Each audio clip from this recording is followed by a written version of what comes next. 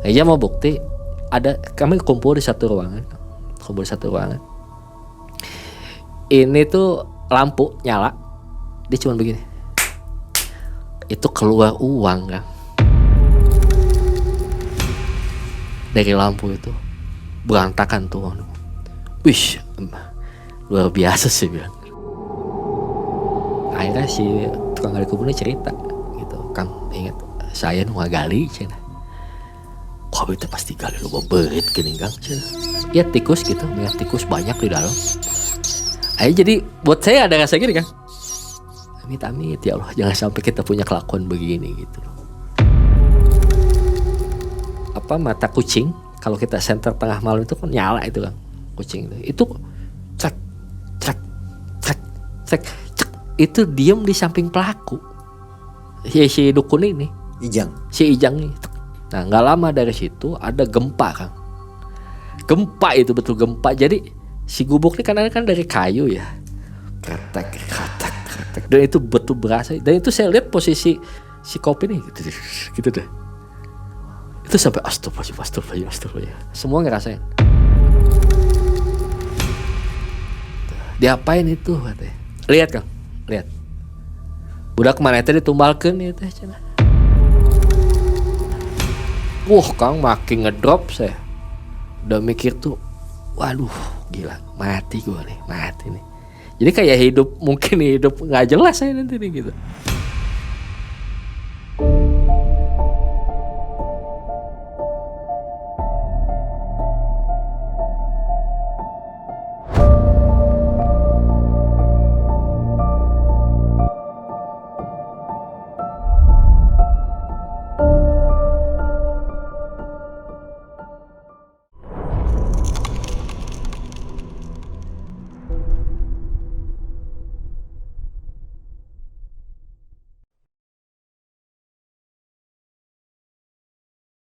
Assalamualaikum warahmatullahi wabarakatuh. Waalaikumsalam warahmatullahi wabarakatuh. Selamat malam sobat Malam Mencekam. Apa kabar Anda? Malam hari ini senang sekali saya Mang Ai dan tim dapat mengunjungi Anda untuk mengantarkan kisah-kisah nyata dari narasumber.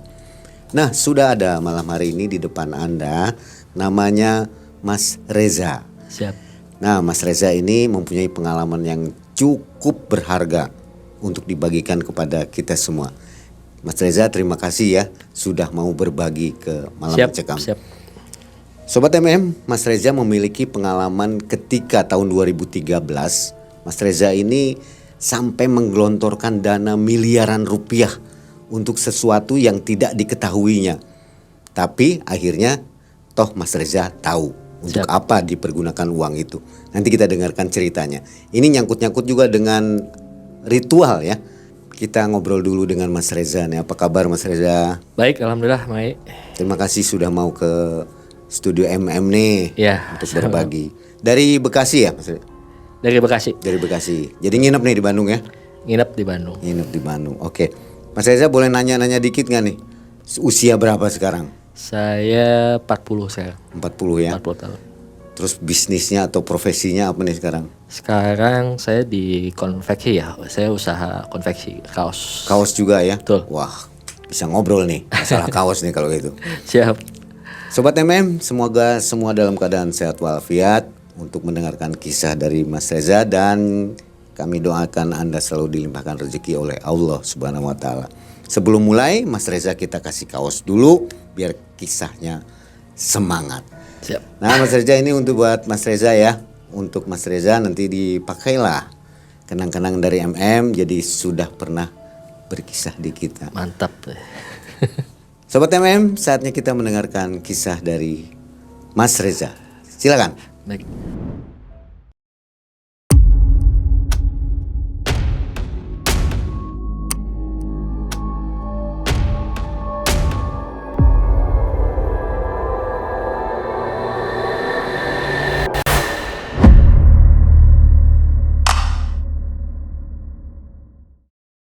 Jadi awal cerita saya ini, saya diperkenalkan seseorang oleh saudara saya. Kebetulan ini ada masih kaitan keluarga. Akhirnya saya orang ini ketemu saya ini datang ke rumah. Sebut saja namanya Ijang. Hari itu namanya Ijang.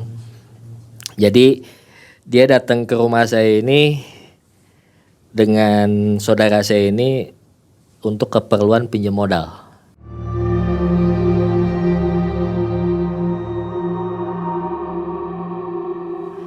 Akhirnya saya bertanya, itu pinjam modal untuk apa?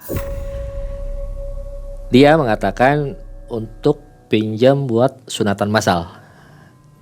Saya pikir hari itu amal ibadah juga lah, bantu orang gitu kan. Dan saya koordinasi dengan istri, saya bilang sama istri, ada nggak uang? Saya bilang, ada. Ya udah.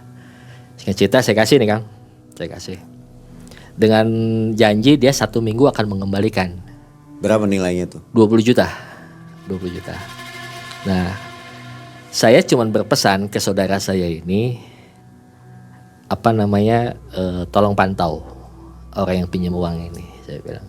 Karena buat saya ada rasa janggal, karena ketemu saya nih bukan orang seperti bertamu, dalam arti dari segi pakaian ya Kang. Dia pakai pangsi, dia dengan pakaian istilah banyak gelang-gelang seperti itulah. Ya, kata saudara saya. Nah, 1 minggu, 2 minggu lewat, gak ada kabar. Akhirnya saya bertanya nih ke saudara saya, ini gimana urusannya? Gitu loh, gimana urusannya? Ya nantilah Kang, katanya. Nanti saya ke rumah dengan yang minjem uangnya kemarin. Betul. Malamnya tuh dia datang Kang. Tapi dengan datang pun dia bukan berdua ya. Dia datang ke rumah seperti malam itu. Dia datang dengan asistennya, dengan anak yang masih kecil, dengan istrinya, termasuk saudara saya ini. Singkat cerita, dia menyampaikan, mohon maaf katanya, saya belum bisa mengembalikan uang itu. Tapi jangan khawatir katanya, masalah Mas Reza pun bisa kebantu kalau saya bisa menyelesaikan tugas dari dalam nih bahasanya. Akhirnya saya bertanya, tugas dari dalam tuh apa gitu loh. Karena harus masuk akal buat saya gitu. Saya bertanya seperti itu karena kerjaan apa sih? Bertanya saya pun tapi nggak bisa mengutarakan Kang. Gitu loh. Tugas dari dalam, oh ya. Entah kenapa hari itu istri saya datang. Yang saya mohon maaf, istri tuh biasanya suka punya feeling Kang. Kalau orang ini nggak benar gitu ini. Cuman hari itu istri ikut nimbrung duduk gitu loh. Dijelasin sama istri ada keperluan apa, mau pinjam uang seperti apa. Dan kami lupa uang yang dipinjam 20 juta tuh lupa Kang. Gitu loh. Malah hari itu kok kami bisa ngeluarkan uang, notabene malam itu kami siangnya habis transaksi, ada sedikit transaksi dari hasil bisnis saya, itu dikasihkan Kang 400 juta. 400 juta? 400 juta hari itu. Akhirnya saya karena hari itu nilai nominal besar, istri ini bikin kwitansi, surat pernyataan seperti apa, dan itu dia sanggup mengembalikan nanti sekitar 1 bulan gitu ya.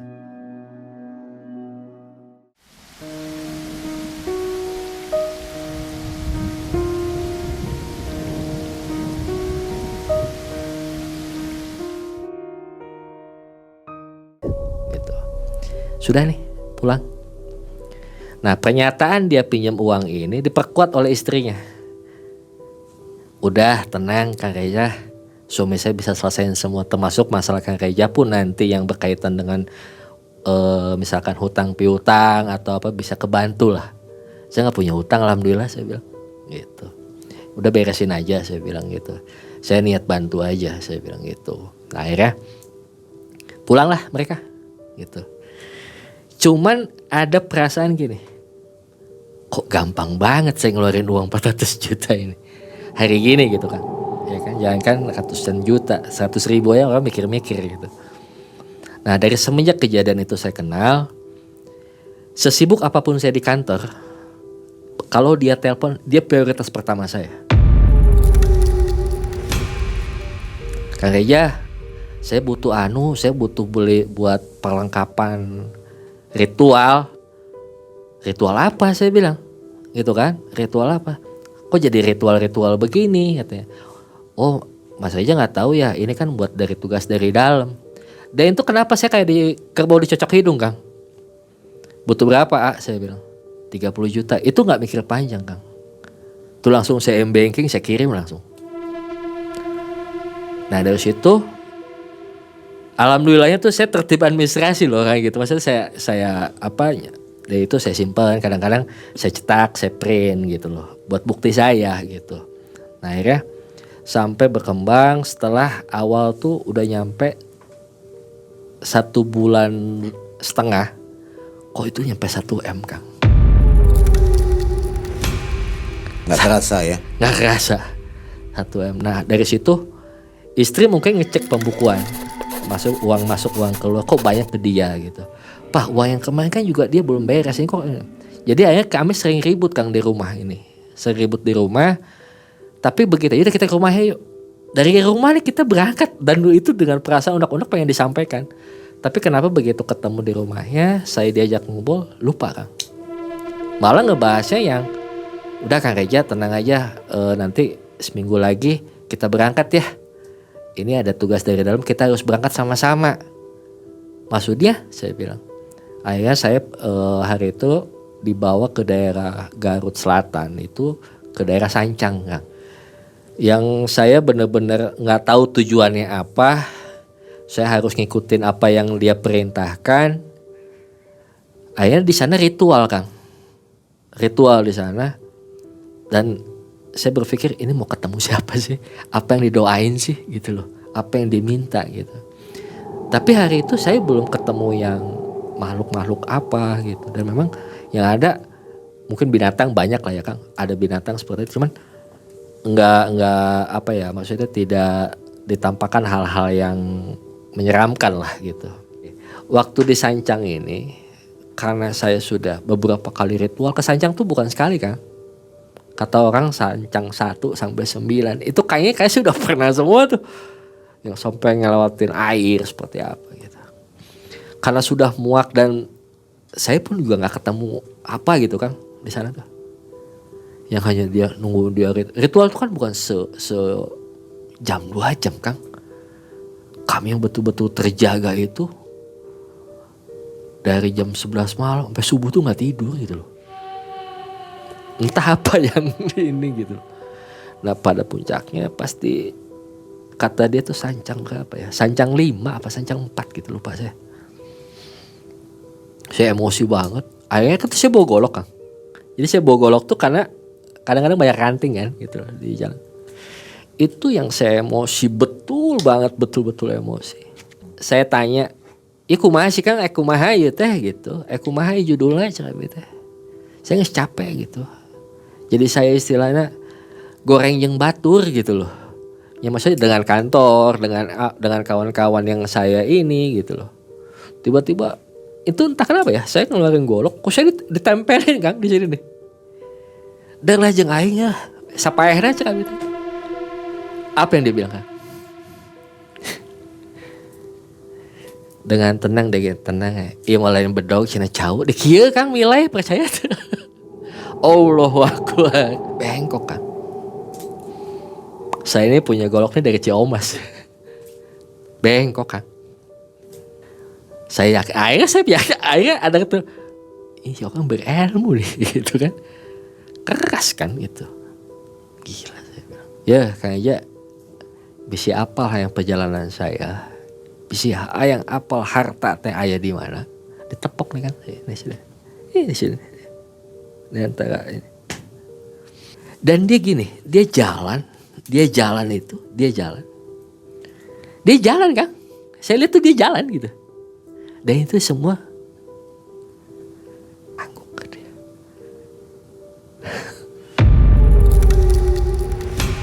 Akhirnya saya ditepok lagi sama dia. Sekelumit weh cenah. Tenang sekali Kang. Tidak ada dia ditekan orang tuh yang panik, yang takut, nggak ada. Tapi begitu dia ada punya janji sama orang, mungkin ditekan terus dia pusing atau apa, kabur-kaburan, akhirnya ya seperti inilah kejadiannya. Gitu. Akhirnya pada makin kesini nih, saya ngerasa ketipu nih Kang. feeling udah merasa nggak enak gitu, feeling udah ngerasa nggak enak. Kok tiba-tiba ini uang saya keluar terus, tapi saya nagih juga kok kayak sungkan. Kedua kayak ketemu dia nih seolah kayak ngegampangin banget nih masalah. Padahal di rumah nih saya udah ambis, kalau nggak ada gue laporin nih gitu, saya laporin nih gitu kan. Nah, akhirnya makin kesini saya cari informasi tentang dia nih. Cari informasi tuh kebetulan tinggal di daerah kota Bandung juga, ya kan, tinggal di daerah kota Bandung. Saya tanya, memang dia katanya kerjaan dia di rumah, tapi dia suka bisa ngobatin. Oh, berarti feeling saya benar, berarti memang dia orang punya kemampuan, mungkin seperti itu. Tapi banyak juga Kang katanya tamu yang sering kesini.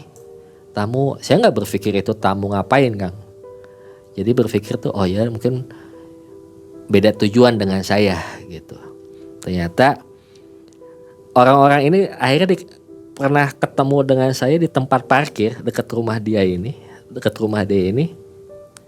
bertanya ke saya, Kang, Akang tujuannya ngapain nih ke sini? Dan saya harus jawab apa, dan bingung. Tahu saya disuruh ikut, saya suruh beli anu. Oh, kalau saya kan katanya ada urusan, tapi tentang keduniawian lah bahasanya. Oh, saya nggak paham lah kalau gitu. Mudah-mudahan semua lancar aja, saya bilang. Kang udah habis berapa? Akhirnya saya nggak bicara saya habis berapa. Kang, saya udah habis 500 juta. Wow. Gitu loh. Akhirnya saya belum ada hasil apa-apa Kang. Katanya dia mau mewujudkan uang. Bahasa dia mewujudkan uang ke saya. Entah bahasa si pelaku ke dia, saya nggak tahu seperti apa gitu. Nah, singkat cerita, waduh, kayaknya ini uang-uang yang saya ini berpikir sudah logis aja Kang. Maksudnya dengan uang yang saya kasih ini mungkin zaman sekarang nih kayak trik pesulap merah atau siapalah ditampilkan seperti apa uang, mungkin uang dari korban-korban ini. Pikir saya udah kepikiran ke sana Kang. Tapi saya nggak bisa, seolah tuh mau ngomong tuh susah Kang. Itu masih terbawa tenang Kang Reja gitu loh. Dan saya masih percaya. Makin kesini, wah makin berantakan nih Kang. Di rumah sering ribut, ya kan. Terus konsentrasi kerja pun akhirnya buyar gitu loh. Nah, pada puncaknya ya si Ijang ini mulai saya tekan-tekan nih. Ini gimana saya bilang. Kok tidak ada realisasi? Apa yang saya nggak minta banyak dan saya nggak seperti orang-orang itu akhirnya. Saya bilang saya nggak mau kayak orang-orang itulah. Itu mah terserah mereka. Cuma saya minta balikin aja duit saya bilang gitu. Sabar Kang Reja, kata ini belum waktunya. Entah kenapa saya pun nurut lagi Kang, gitu loh. Saya nurut lagi. Oh ya udah saya pulang lah. Tapi kalau sudah saya meninggalkan rumah itu, baru saya nyampe mobil tuh, aduh, kok gini sih gitu. Akhirnya jadi ribut lagi di rumah. Nah, singkat cerita, kerjaan saya mulai keganggu deh Kang. Akhirnya saya coba hubungi kawan-kawan. Tolong dong cari informasi tentang dia. Siapa dia, rumah orang tuanya di mana. Jaga-jaga buat saya. Tapi saya belum cerita masalahnya ke teman-teman ini apa Kang. Gitu loh. Nah, singkat cerita, masih yang bagus-bagus lah saya terimanya nih informasi nih. Memang dia katanya orang pintar, memang dia katanya orang bisa gitu. Ngobatin juga katanya gitu. Oh ya deh, syukur deh kalau memang tidak ada informasi negatif kan. Tapi ini uang gue udah mulai banyak kesedot nih, saya bilang gitu. Nah, singkat cerita lagi, tiba-tiba istri nih, Pak udah yuk kita ke rumahnya yuk. Aku mau marah nih. Salah saya, mungkin ada kesalahan terbesar saya ajak istri saya ke rumah dia Kang. Gitu. Entah apa yang dia suguhkan, tapi seingat saya dia selalu ngasih tiap minggu ya, dia tiap minggu tuh selalu nyuruh asistennya itu ngasih pindang ikan emas Kang. Pindang ikan emas deh. Dan katanya ini buatan saya dan pengen bagi-bagilah sama jamaah saya, bahasanya jamaah ke saya tuh, buat dimakan katanya. Dan saya memang nggak suka ikan mas juga. Alhamdulillah tuh saya nggak makan itu Kang, cuman istri doyan sekali gitu loh. Yang tadi yang marah seperti apa, akhirnya kok istri juga kayak seolah menyalahkan saya. Kenapa kamu terlalu percaya sama orang ini? Kalau ribut tuh seperti itu Kang. Lah kamu juga mengiyakan gimana sih? Saya bilang gitu. Yaudah Pak, ini kayaknya ada nggak beres nih. Coba kamu cari informasi. Nah makin kesini, udah mulai muncak nih Kang. Mulai muncaknya nih, mulai kabur-kaburan. Si Ijang ini mulai kabur-kaburan gitu. Nah mulai kabur-kaburan. Tapi saya masih nunggu itikat baik itu, saya ajak kekeluargaan.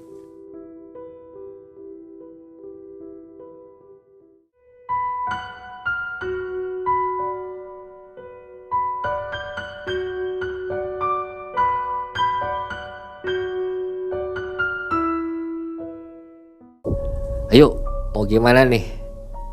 Tapi dia dengan tenang, dengan saya pun juga istilahnya bawa aparat ya kan. Bawa aparat kawan-kawan saya yang dalam arti saksi. Kalau saya ada apa-apa lu backup gua.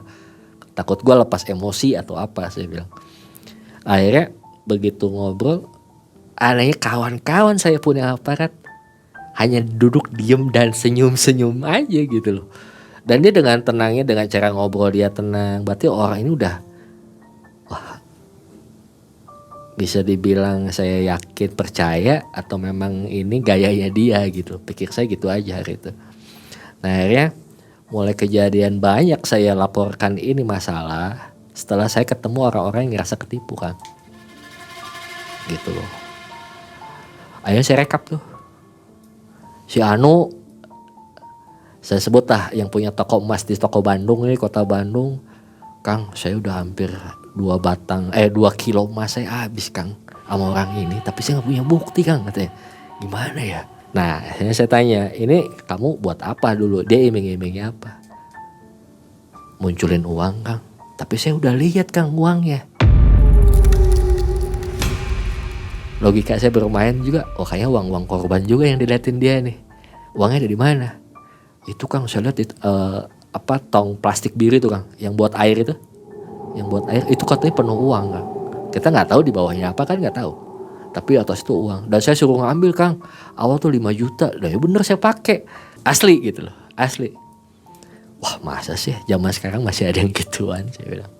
Nah Akang sendiri nanya dia ke saya, kok ngabisin duit sekian banyak buat apa Kang? Ya itu.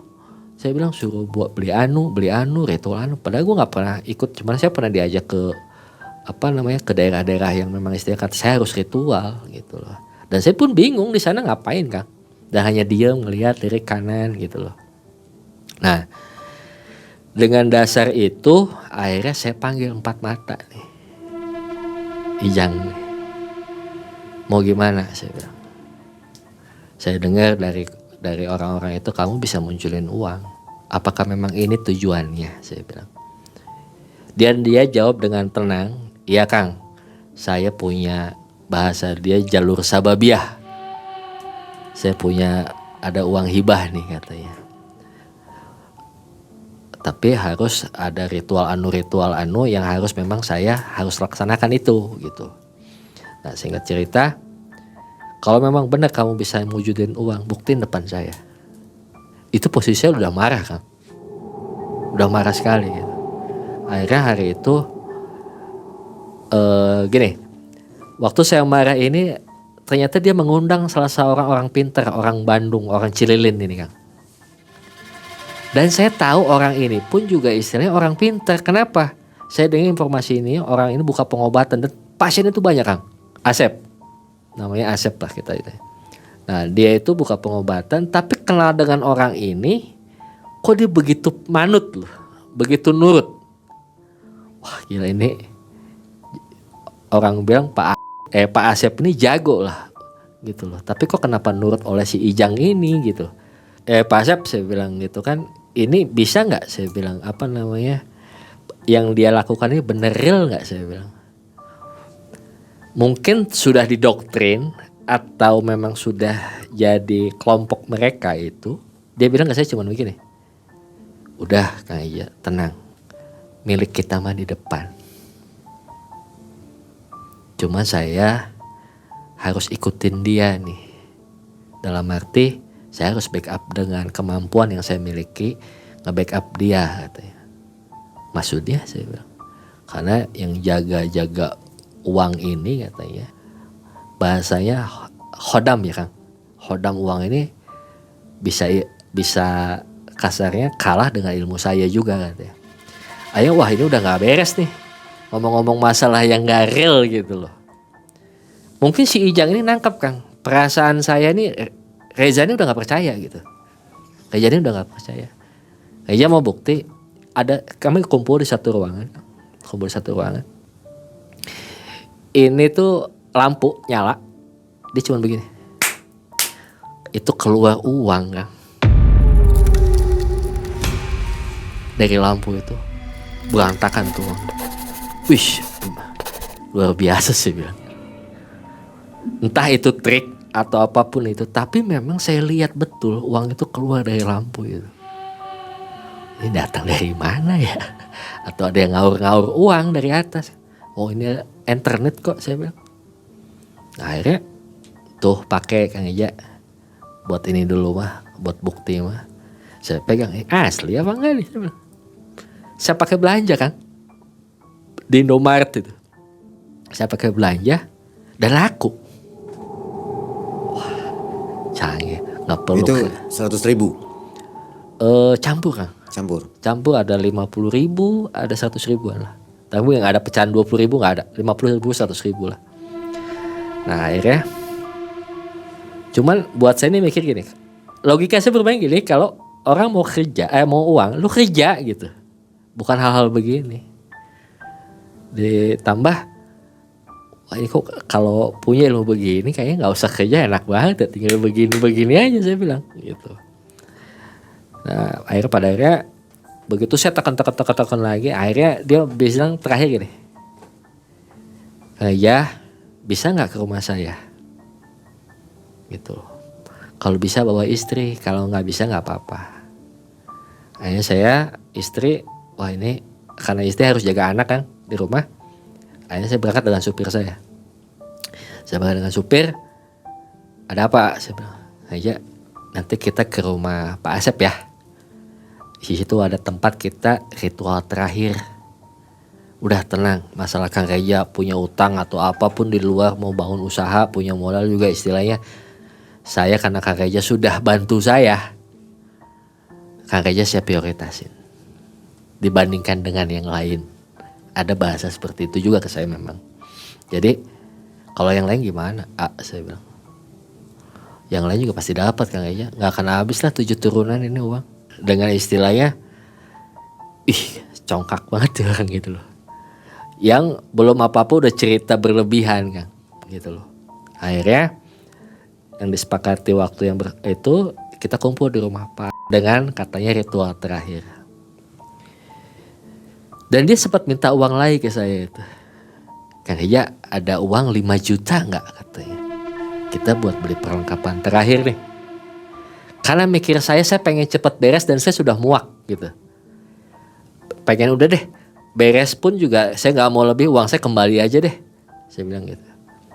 Ayo buat beli apa? Saya bilang. Harus beli apel jin nih. Nih katanya Kang Reja alamatnya. Kalau bisa Kang Reja yang ngambil ya. Dan saya pergi ke daerah di kota Bandung di Kiara Condong. Itu betul kok minyak apel tuh apa? Saya pikir buah apel kan. Tapi buah apel gitu. Ternyata kok ada kuningan emas gini ya. Gitu kan. Oh ini makanan apa ini saya bilang gitu kan. Saya beli, akhirnya ketemu orang itu saya bawa. Saya langsung pergi lagi untuk ritual itu. Pas jam 10 malam kami berangkat ke belakang rumahnya si Pak Asep ini. Ada satu gubuk, sampingnya itu sumur. Sesajen itu udah lengkap ya. Ada ya apa sih, kopi apa gitu kan. Tiba dia gini, entah siapa yang masuk ke badan dia. Dan itu suara berubah Kang. Dia bilang, Pak Asep nih nanya, siapa ini? Saya nih yang punya duit. Dia. Saya yang dipanggil Kanjeng Dalam tuh saya. Saya nih yang punya duit dia. Saya yang dipanggil Kanjeng Dalam tuh saya. Dan dia, saya inget banget, dia ngomong bahasa Jawa, tapi katanya sih Jawa Buhun ya. Yang bahasa itu jeleng kene, jeleng papat, jeleng dajo, dia bilang. Apa artinya, saya bilang ini kan. Dan dia pas saya diem lah, itu saya udah muak banget kan posisi ini mau sandiwara apa lagi nih, saya bilang. Aura tuh panas ya kan, aura tuh panas tuh dalam arti ke angin sepoi, tapi panas tuh bener karena di ruangan, di dalam gubuk itu karena mungkin banyak orang, saya, si Pak Asep, si asisten itu, terus si ini dukun inilah gitu loh. Ritual. Setelah saya dia ngomong masukan begini. Dan itu orang pintar yang namanya Asep ini begitu manutnya kan. Siap kanjeng gitu loh. Gak lama dari situ tiba-tiba ada angin kan. Angin. Dan angin tuh betul-betul gede. Saya sempat ngecek di astagfirullah, ini angin apa nih, saya bilang. Nah itu seperti mata kucing. Kalau kita senter tengah malam itu kan nyala itu kan. Kucing itu cek itu diem di samping pelaku, si dukun ini, si Ijang ini. Tapi nggak kelihatan kan, nggak kelihatan wujudnya apa tuh, nggak kelihatan. Nah nggak lama dari situ ada gempa kan, gempa itu betul gempa. Jadi si gubuk ini kan dari kayu ya, kretek, dan itu betul berasa. Dan itu saya lihat posisi walaupun gelap ya ruangan, tapi saya lihat dari cahaya bulan ini si kopi nih gitu deh. Itu sampai astagfirullah. Semua ngerasain. Si Pak pun sampai kayaknya tenang, jangan lompat gitu. Ada bahasa gitu. Kalau saya sudah di puncak kesabaran, saya sudah habis. Kedua, saya ingat istri itu marah-marahnya gitu loh. Istilahnya apa? Aduh, kerjaan gue jadi keganggu. Ini akhirnya kondisi yang saya alami malam itu kayak udah harus saya lawan nih. Sampai dengan keberanian saya sempat berucap gini. Yang disebut kanjeng dalam yang katanya merasuki dia. Mungkin bahasa gangsternya. Darlah jeng aing gitu. Mana karena kanjeng dalam teh. Kalau dia benar istilahnya keganggu ritual dia gara-gara saya. Dan dia marah seperti. Harusnya dia marah ke saya kan. Tapi dia diam. Tapi dia bicara, hampura Kang, maafin saya. Tapi setelah keluar dari ruangan itu, Pak Asep pun marah. Kang aja kenapa ngeganggu ritualnya? Kang, saladar lah, asli Kang, nepi ditampilin ku abis dah. Si Pak Asep pun juga ditempelin sama saya. Kang, eling, uang tadi bobodo Kang, tapi dia dengan tenang, Kang Reja tenang. Uang segitu mau keganti sama saya juga. Ada perasaan nyesel saya setelah kejadian itu. Paginya sempat saya nggak tidur. Kepala tuh sudah sangat berat. Saya pengen cepat istirahat. Saya tungguin nih sampai bener gak nih orang. Gitu.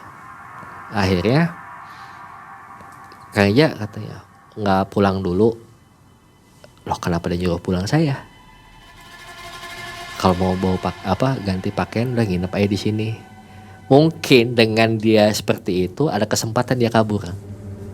Ternyata betul. Dia meninggalkan kita. Pak Asep yang punya rumah, saya, asistennya pun ditinggalin. Nah, gitu. Akhirnya saya tanya asistennya setelah itu. Kamu orang terdekat datang ke rumah saya malam-malam. Kamu tahu dia seperti apa? Apa yang dia lakukan sebetulnya? Kalau dia dia bertahan, memang betul dia bisa mewujudin uang. Ternyata dia pun korban. Asisten ini. Kenapa dia bertahan? Ternyata dia pun tamu tadinya. Dan dia pun habis rumah kan. Mungkin disebut penggandaan, bukan penggandaan ya kan. Dia nggak bisa munculin uang, katanya mewujudkan uang lah intinya. Gitu. Nah, akhirnya dia mulai kabur-kaburan. Ya kan? Mulai kabur-kaburan. saudara saya memperkenalkan saya dengan pelaku juga istilahnya ternyata kenapa nggak ngomong ke saya kalau dia pun korban gitu loh Kang. Dia punya usaha mobil rental, habis 17 mobil dia ternyata sama pelaku ini. Nah, pertanyaan saya pun sampai detik sekarang, uang sekian besar itu kemana Kang? Ya kan? Nggak mungkin dia nggak punya aset gitu loh. Mungkin ada yang bisa kita sita lah atau bagaimana kan, pikir wah ini sudah tidak logis aja gitu.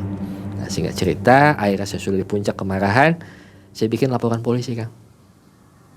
Bikin laporan polisi dengan apa namanya, substansi isinya itu saya penipuan penggelapan lah uang saya. Akhirnya diterima oleh pihak kepolisian, sampai saya diperiksa juga, mulai dipanggil nih istri pelaku. Tapi anehnya cerita polisi ke saya yang penyidik ini sempat berantem antara polisi dan polisi Kang. Setelah istrinya diminta keterangan, kan aneh. Jadi yang satu membenarkan perilaku istrinya, membenarkan perilaku si pelaku ini. Belum kenal Kang. Malah ada salah satu pejabat polisi bicara, kok kita yang berantem ya katanya. Udah gak logis gitu. Akhirnya dari situ, karena mungkin dia bongkar, saya bongkar kejahatan ya kan. Saya bongkar kejahatan. Saya mulai merasakan yang aneh-aneh di rumah kan. Ini. Awalnya istri, karena istri sempat ngalamin insomnia tuh selama 1 bulan sampai 2 bulan lah Kang. Karena begitu dia nutup mata ini, kebayang dia tuh kuntilanak Kang.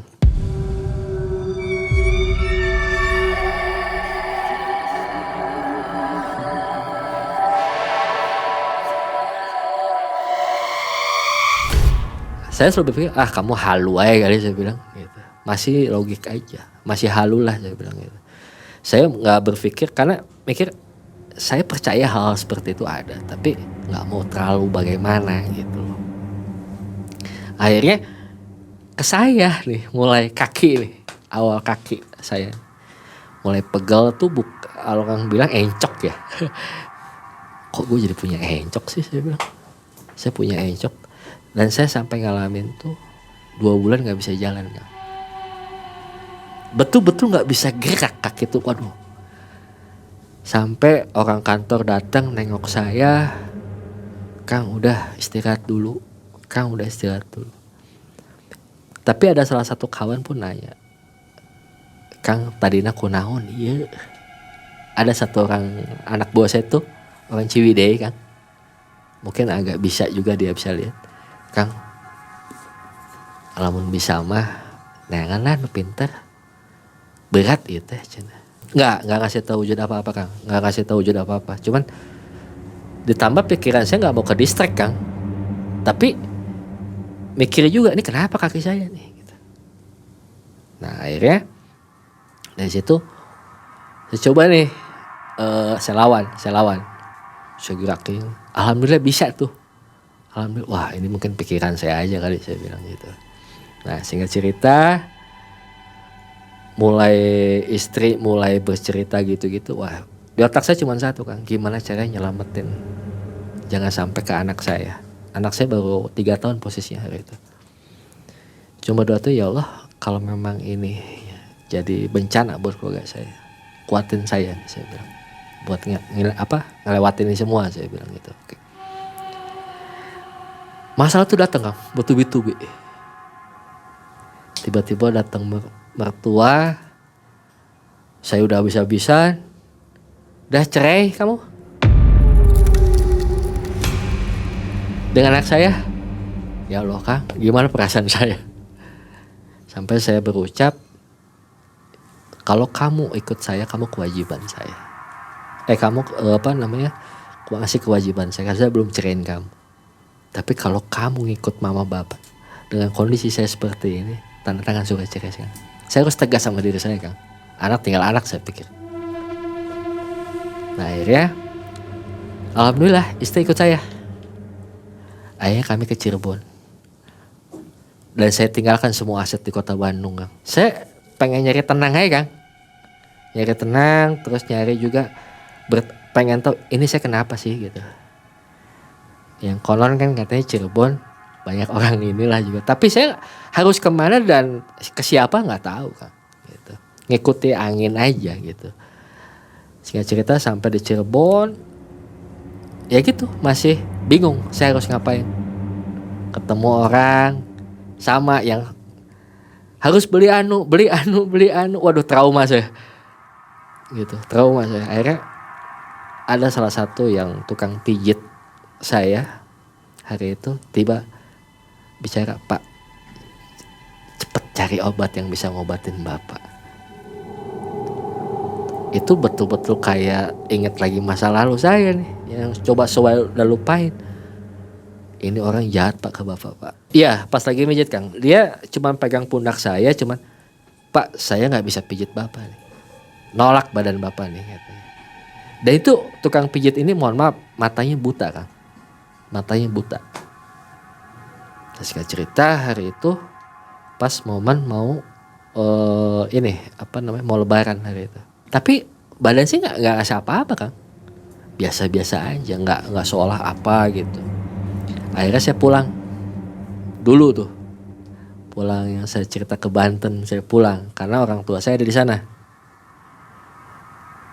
Mungkin Bapak feeling Kang, saya pas mau lebaran ini ketemu siapa? Orang tua tanpa istri Kang.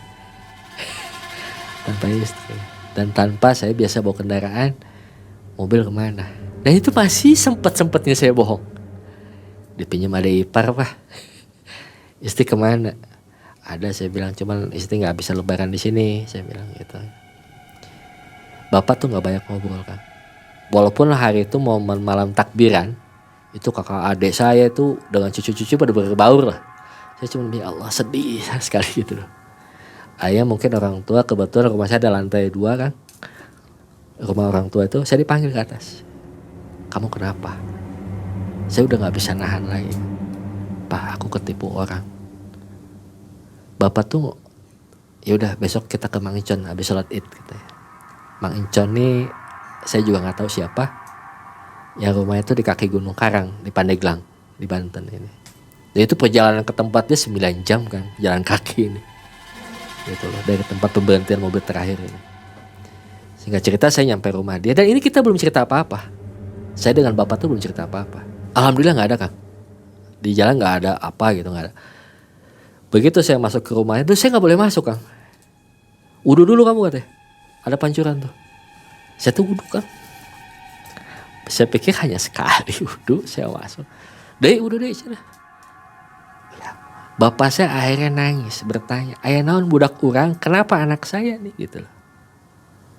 Sok bereskan wudu heula sampai 40 kali saya wudu Kang. Baru saya diizinkan masuk. Akhirnya begitu saya duduk di ruangan tengahnya teh. Iya budak karena gendam ya teh.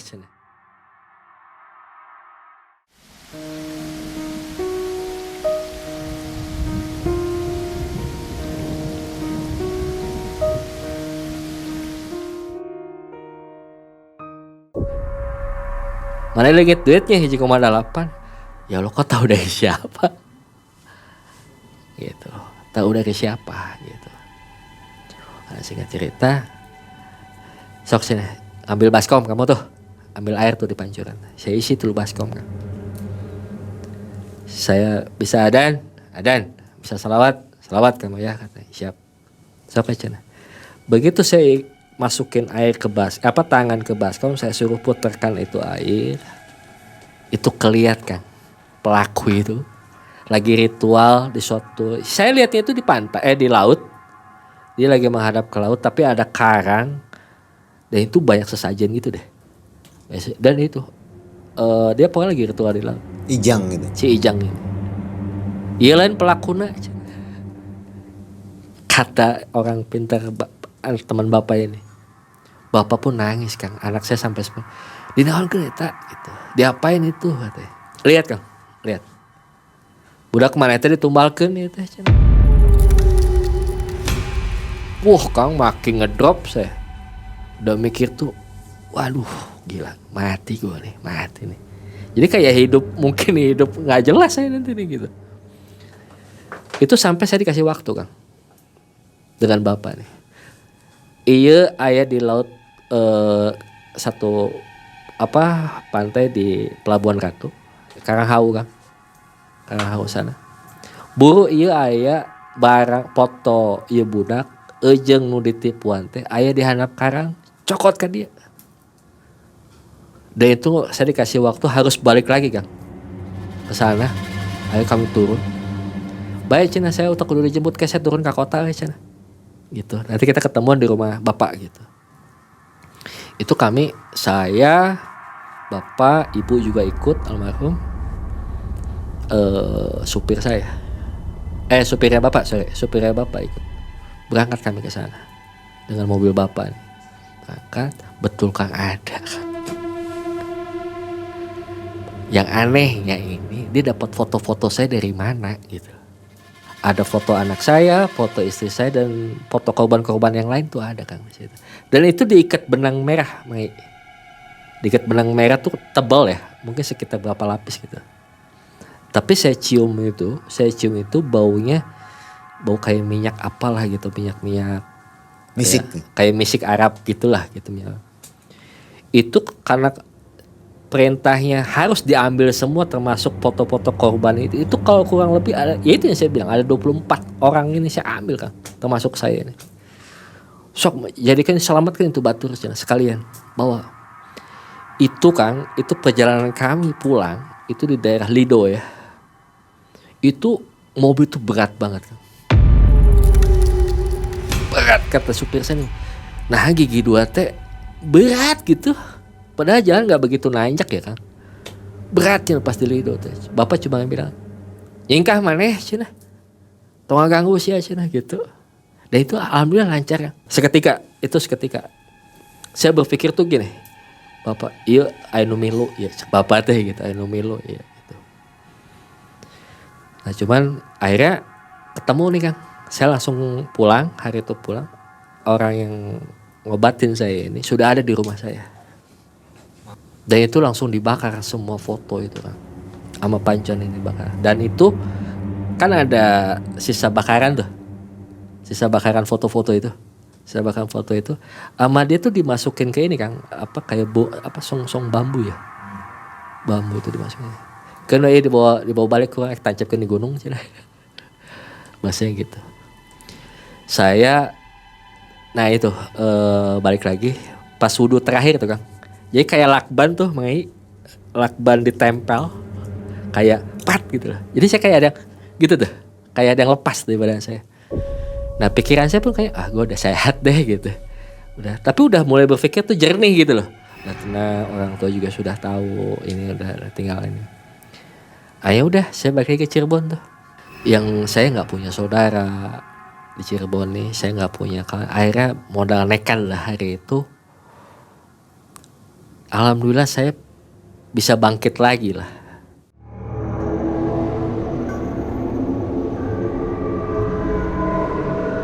Sampai benar the best seller lah. Alhamdulillah hari itu saya sampai masuk Pinterest juga hari produk saya Kang. Saya ada salah satu pegawai saya nih, istilahnya berselisih paham lah dengan saya.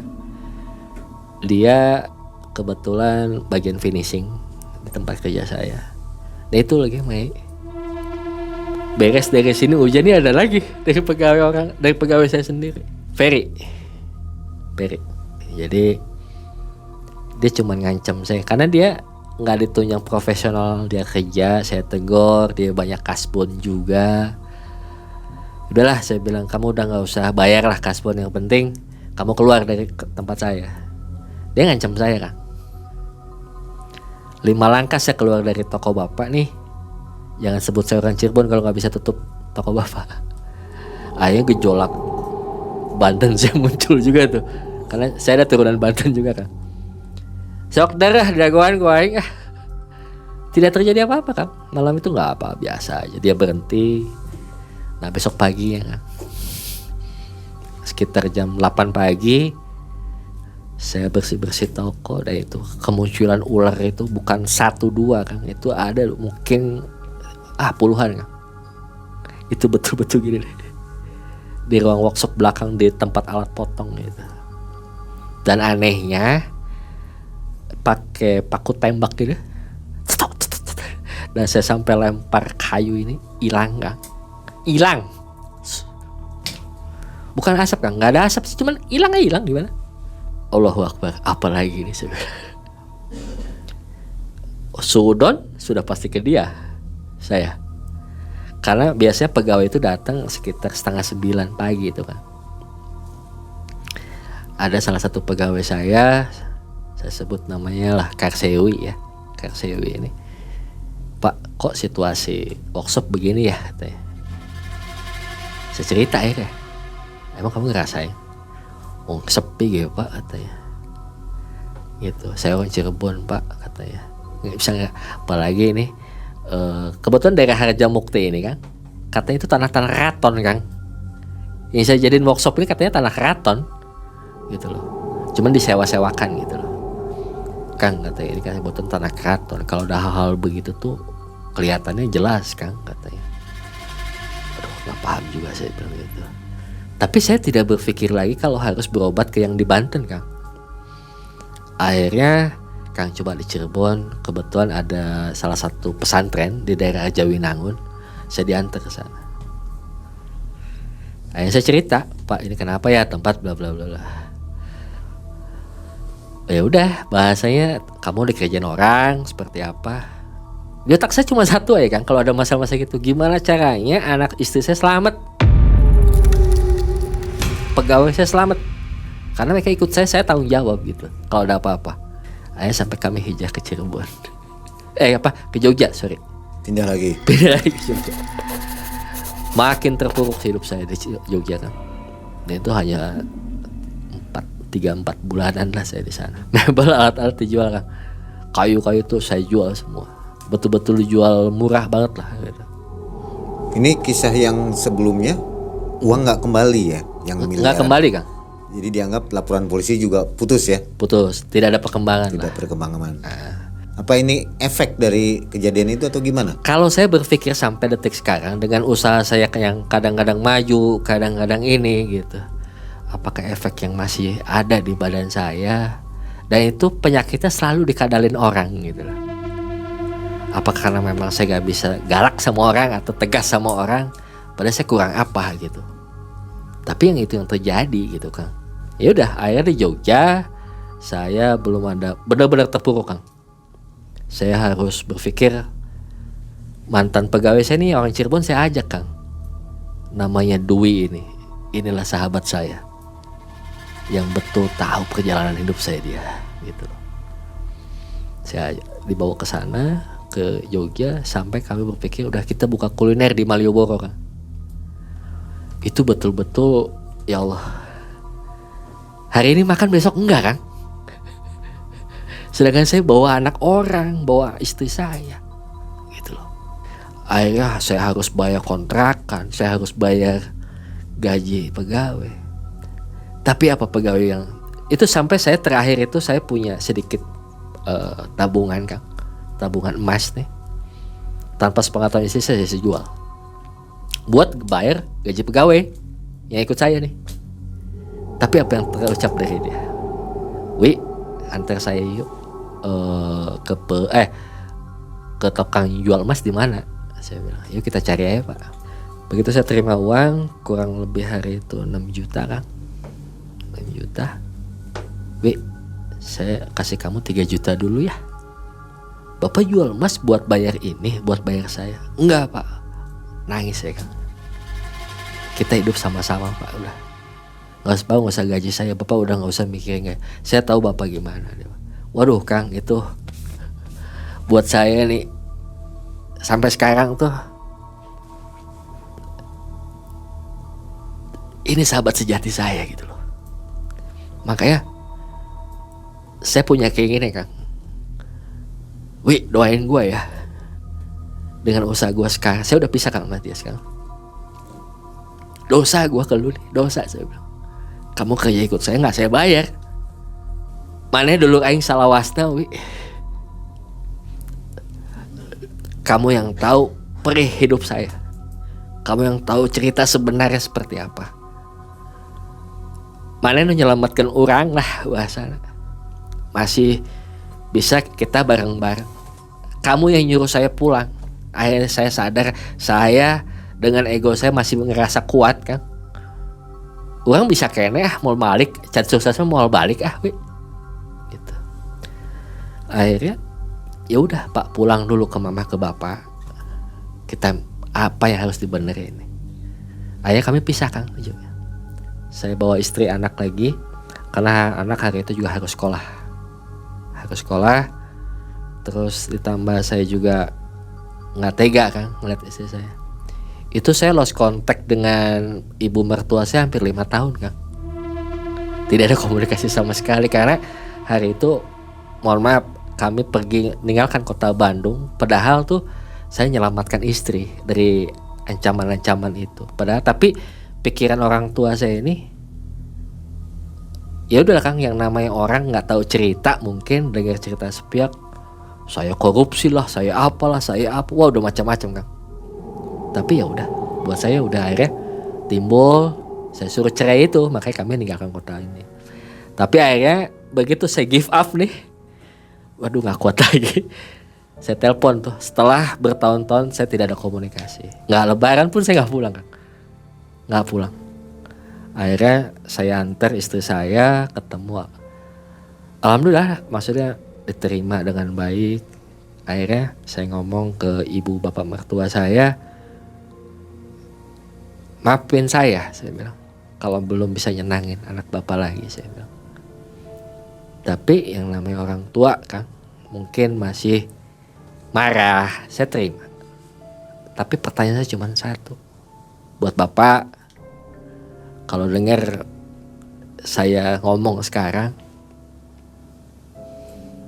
saya sayang anak bapak gitu. Sampai kapanpun saya berjuang buat semua gitu. Pahami pribadi saya gitu. Pahami kondisi saya. Itu. Akhirnya saya titipkan Kang di Bekasi ini. Akhirnya saya merantau Kang. Saya balik lagi. Saya sendiri ke Jogja. Saya sempat ke Jogja tuh ketemu Dwi. Nah dengan Dwi ini saya pun juga ke Kalimantan bareng Kang. Saya sempat kerja di batu bara di sana. Saya ngumpulin uang lagi. Alhamdulillah tuh Kang. Orang bilang dulur jadi batu jadi dulur tuh udah berasa buat saya gitu.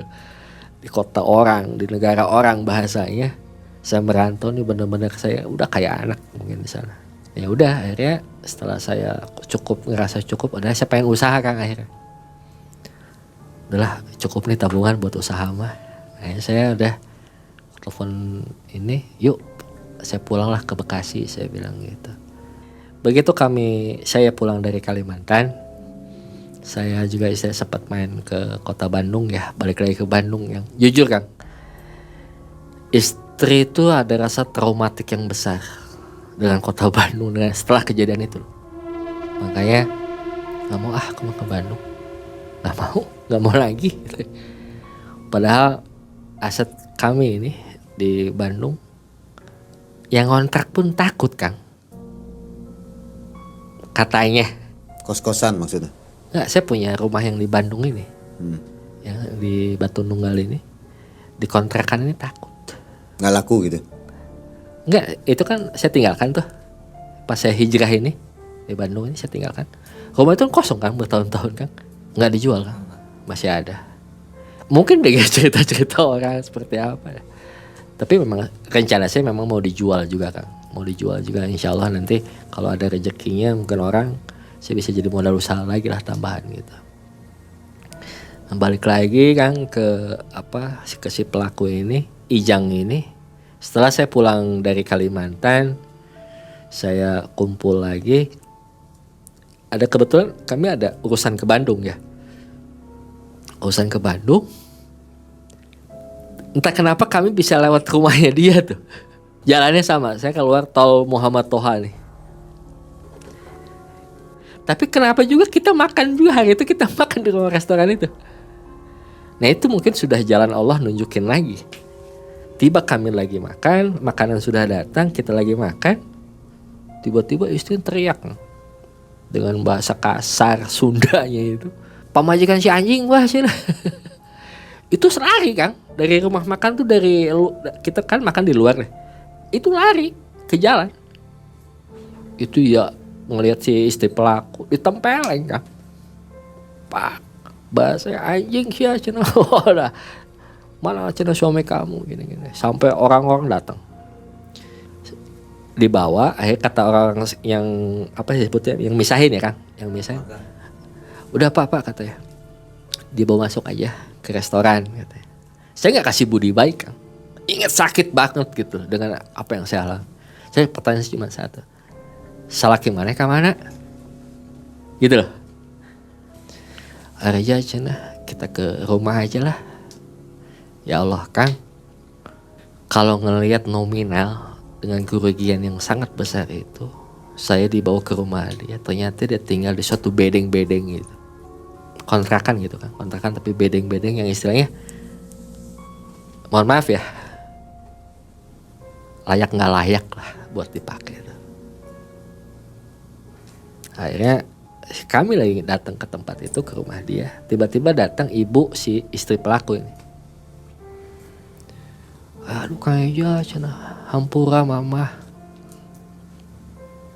Saya nggak kasih budi baik. Mana si anjing saya bilang. Bahasa saya udah kasar Kang. Mana si anjing? Duh Kang katanya saya juga amit-amit mobil amin dalik ketemu menantu kayak gitu lagi. Mama ge beak iman di depan teh cen. Mama nepi ka kieu hirup teh gitu. Sehingga cerita dia masuk ke dalam nih, si istri pelaku ngeliatin handphone Kang, bawa handphone. Kayaknya punten. Dan saya lihat itu foto pelaku Kang, sudah lagi dikafanin, udah jadi meninggal lah, udah meninggal, udah kapas gitu kan. Sahaya, nyata siapa? Si Ijang ini. Karena mungkin saya masih marah, terpercaya, lawan bener mak, cek abis di mana kuburan anak? Ayo ku abis diantar, orang kak, ibu nak cina di daerah arah mau ke Soreang Kang, sana. Oh ternyata dia orang sana, sedangkan keluarga besar istri daerah sana juga gitu loh. Nah akhirnya begitu ngobrol, saya ketemu ibunya, saya ketemu ibunya. Itu ketemu ibunya udah begini Kang. Gemeter. Karena dia sering didatengin orang yang nagih dia, nyari anaknya inilah gitu. Ibu masih ingat saya bilang, aduh ayah sehat, nggak usah nanya sehat lah. Abi nepi ka rusak kieu ku anak ibu, tapi abi ngedengar anak ibu sudah meninggal. Ya ibu mohon maaf saya bilang, ini buahnya saya bilang. Ibu dulu ingat gak bahasa ibu? Ibu jatuh sumpah ke saya. Rek hideung, rek beureum mangga nyangakeun. Tak ieu meureun kejadian. Sanes ku abi maot teh. Walaupun kata pengakuan istrinya katanya ditembak Kang. Ditembak katanya. Entah siapa ditembak. Nah ayah karena saya pernah bikin laporan, ayah saya telepon salah satu orang di aparat ini. Kang, ini saya dapat betul yang hari itu kebetulan saya dekat Kang dengan salah satu pejabat kepolisian gitu. Kang, kamana wae cenah? Saya nyari informasi Kang Reja meni kabar. Kang saya di Bandung ayeuna teh. Iya, saya dapat kabar orang ini meninggal. Oh iya betul Kang. Tapi bukan kita yang tembak, tapi itu bukan luka tembak Kang katanya. Gitu. Kok luka tembak dia bilang gitu. Akhirnya ya udah nggak tahu kenapa dibikin luka tembak ya ramenya itu. Nah akhirnya saya minta diantar Kang ke makamnya. Dan ternyata mayat dia tuh nggak diterima Kang di kampung dia Kang. Keluarga tuh katanya sudah memohon Kang minta dimakamin deh, itu nggak diterima karena banyak kasus, mungkin nggak tahu lah saya kasusnya apa. Akhirnya dimakamin tuh di bawah jembatan Kang, di daerah itu masih sampai emosinya saya itu, saya sampai datang ke makam sampai mah gini, Paeh gimana aja. Jadi di bawah jembatan. Di bawah jembatan itu ada apa namanya? Desain kayu gitu loh. Ijang Kurnedi lah namanya. Bin siapa lupa. Cuma hati gue ya Allah, hampura jelema. Udah Kang, dari situ saya udah berusaha ikhlas tuh. Jadi saya ketemu tuh sama yang tukang gali ini Kang. Gali kubur.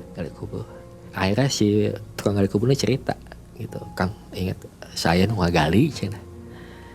Kau itu pasti gali lu berit gini Kang cenah. Ya tikus gitu, banyak tikus banyak di dalam. Ayo jadi buat saya ada rasa gini Kang. Amit-amit ya Allah, jangan sampai kita punya kelakuan begini gitu loh. Jadi liangnya itu udah banyak tikus. Nah, di tempat yang dia dimakamin sekarang pun sama Kang, katanya banyak tikus. Wallahualam lah, saya nggak kalau ingat kesana ngeri lah gitu. Ya udah Kang, dari situ saya sih udah berpikirnya tuh di pikirannya saya harus sehat aja. Sehat, saya harus punya semangat baru lagi buat keluarga, apapun berjuang buat keluarga aja, saya bilang gitu. Terlepas saya ini masih kadang-kadang berpikir juga Kang, efeknya ini masih ada nggak sih di badan saya? Tapi ada rasa traumatik kalau saya bertanya sama orang-orang yang begitu lagi gitu Kang. Jadi pro kontra gitu. Satu sisi walaupun pangkatnya mohon maaf kiai atau haji, dia ngakalin gue lagi nggak ya? Kadang-kadang ada rasa traumatik gitu Kang. Tapi udah akhirnya banyak berserah diri aja Kang gitu. Jadi sebenarnya kalau saya tangkap dari kisah ini adalah gendam kayaknya ya Mas Reza ya? Iya Kang, gendam. Kata terhipnotis lah gitu ya? Iya. Selama sekian tahun gitu? Iya, 6 tahun, lebih 7 tahun. 7 tahunan. 7 tahun. Sampai semuanya hancur ya? Hancur betul.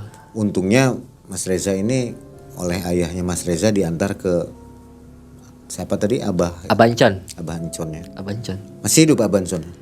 Nggak tahu Kang, saya nggak tahu kabarnya lagi. Udah nggak tahu kabarnya. Iya, saya juga kadang-kadang juga pengen nanya, cuma jauh sekali tempatnya Kang. Barangkali ada yang mau disampaikan ke penonton MM? Ya kesempatan ini kalau saya sih dengan mungkin yang pernah saya pengen tahu kabarnya Kang. Orang-orang yang dulu ngerasa tertipu dengan saya sama gitu. Mudah-mudahan pada sehat. Karena saya juga dengar informasi terakhir ada kawan-kawan yang tertipu nih, ada yang sampai masuk rumah sakit jiwa Kang. Gitu loh, rumah sakit jiwa. Kita harus tetap semangat. Cari yang halal aja lah, yang benar-benar masuk logika. Tetap berjuang intinya, jangan putus asa gitu. Walaupun memang kondisi sekarang nggak ada yang bisa tahu Kang. Itu aja. Ya. Dan mungkin juga jangan terlena ya, artinya dengan iming-iming uang cepat. Oh betul. Hati-hati dengan orang yang memperlihatkan kesaktiannya ya. Betul. Tiba-tiba kita tertarik. Betul. Itu sangat berbahaya. Ini dialami oleh Mas Reza ya. Jadi patokan aja Kang. Jadi patokan. Kalau buat saya sekarang nih, kalau orang sudah ngomongnya tinggi, berarti ada apanya. Gitu aja. Tong kosong nyaring bunyinya. Tong kosong nyaring bunyinya. Waspada ya. Baik.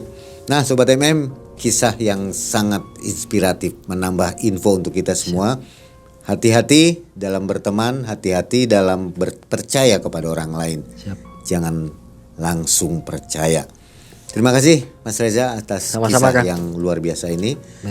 Untuk Anda yang ingin ngobrol dengan Mas Reza silakan berkomentar. Insya Allah Mas Reza menjawab nanti di kolom komentar ya Mas. Siap. Dan jangan lupa untuk masuk ke grup Malam Mencekam. Siap. Grup WA-nya ya. Oke. Akhirnya Mang Ai dan tim undur diri. Assalamualaikum warahmatullahi wabarakatuh. Waalaikumsalam warahmatullahi wabarakatuh.